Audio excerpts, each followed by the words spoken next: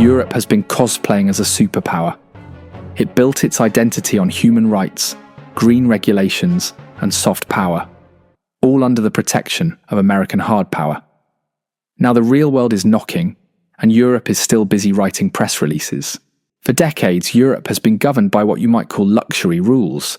These are the kinds of laws and political choices that only wealthy, peaceful societies, protected by someone else's military umbrella, can afford to make. Rules that reflect high ideals rather than harsh necessities. Think disarmament without deterrence, diplomacy without teeth, sanctions without enforcement. These so-called luxury rules, the human rights first policies, the limits on defense spending, the endless belief in diplomacy without consequences, worked only because America stood behind them with guns, satellites and aircraft carriers. Europe wrote the poetry of peace because someone else kept the wolves at bay. But the wolves are back, and Europe's words are no longer enough. In February 2024, a confidential video call between its top Air Force generals was hacked and leaked by Russia. The topic? How to send Taurus cruise missiles to Ukraine without directly involving the German state. The platform? An unsecured commercial app. It was, in one leak, a total collapse of operational discipline, political clarity, and digital hygiene. The message to Moscow was unmistakable. Germany still doesn't know how to act like it's at war. This wasn't a one-off. Across the continent, critical systems are creaking under pressure. In late April, Spain and Portugal suffered one of the most severe blackouts in their modern history. Trains froze on their tracks. Communications went dark. Entire regions were paralysed. At first, speculation pointed to a Russian cyber attack, the kind of hybrid warfare Europe has long feared. But the real cause was no less concerning. A cascading grid failure triggered by a technical malfunction between two Spanish electricity plants. No cyber attacks, no sabotage, just structural fragility. The kind that doesn't need an enemy to bring it down. This is the uncomfortable truth. Europe doesn't need a war to be overwhelmed. It only needs to keep running its systems the way it has. Underfunded, underprotected, and unprepared.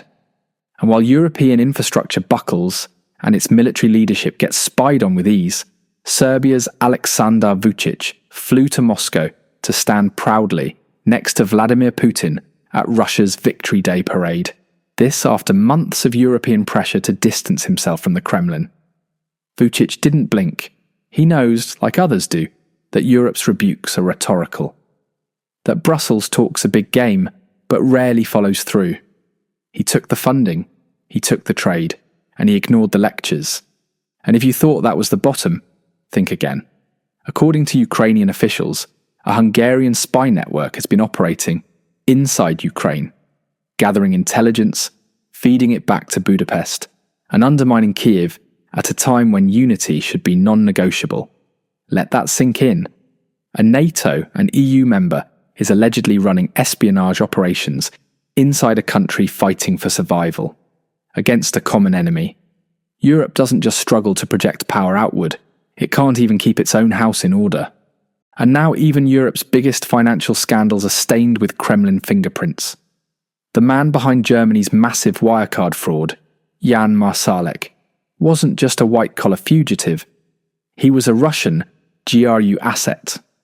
After 1.9 billion euros vanished, Marsalek fled to Moscow, where he's reportedly under state protection. But here's the real scandal. Wirecard wasn't just a failed fintech company. It allegedly served as a shadow bank for Russian intelligence, moving money off the books for covert operations.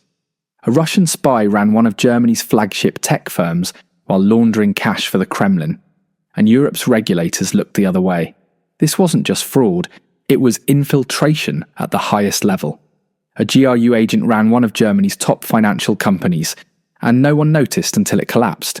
If that doesn't scream vulnerability, what does? Europe isn't just being attacked from the outside, it's being played from the inside. This is Europe's strategic problem in miniature. It still commands the language of moral authority, but lacks the ability, or unity, to enforce it. Despite mounting threats and obvious vulnerabilities, Europe remains stuck in condemnation mode. The instinct is always to issue a statement, form a committee, or draft a strongly worded resolution. But deterrence doesn't come from diplomacy alone. It comes from capacity, from consequences. And right now, Europe still can't muster enough force to frighten anyone. And the broader picture is worse than bleak. It's scandalous. According to the Times, Europe, collectively, would struggle to deploy 25,000 troops on the ground in Ukraine. That's not an offensive force. That's the bare minimum needed for basic stabilization. Even Britain, often touted as Europe's military backbone, can offer just 1,000 soldiers. And not for combat, but for peacekeeping. No rapid response, no deterrence posture, no meaningful reserve. A continent of 450 million people facing war on its doorstep cannot field more troops than a sold-out football match. If this is Europe's ceiling, the floor is already gone. Strategic readiness isn't just inadequate. It's a mirage. To be fair, there are flickers of change. Germany's recent decision to suspend its Schuldenbremse, the constitutional debt brake, marks a significant political shift. For years, the German constitution has placed hard limits on deficit spending, effectively capping how much fiscal firepower Berlin could mobilize for defense or strategic investment. Removing that constraint opens the door to meaningful increases in defense budgets, infrastructure modernization, and industrial support. And the rest of Europe hasn't followed suit. In France, Emmanuel Macron talks about European sovereignty and a future where Europe no longer relies on the United States. But the French military is already stretched. The British are facing their own defence crises. The Netherlands has a fragmented political scene. And Eastern Europe, though more hawkish, lacks the fiscal weight to lead. The uncomfortable reality is that Europe is still not in a position to project power. It can't threaten. It can't deter. It can barely defend. And all the while, it clings to the illusion that moral clarity is enough.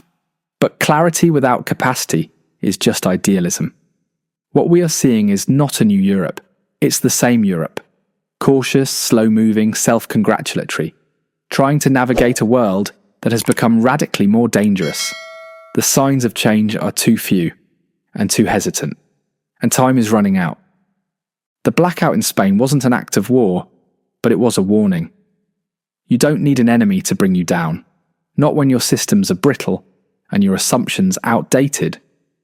Europe's danger is not that it will be overwhelmed, but that it will be outpaced, one unresolved crisis at a time. The age of luxury rules is ending. The question is no longer whether Europe should adapt, it's whether it still can.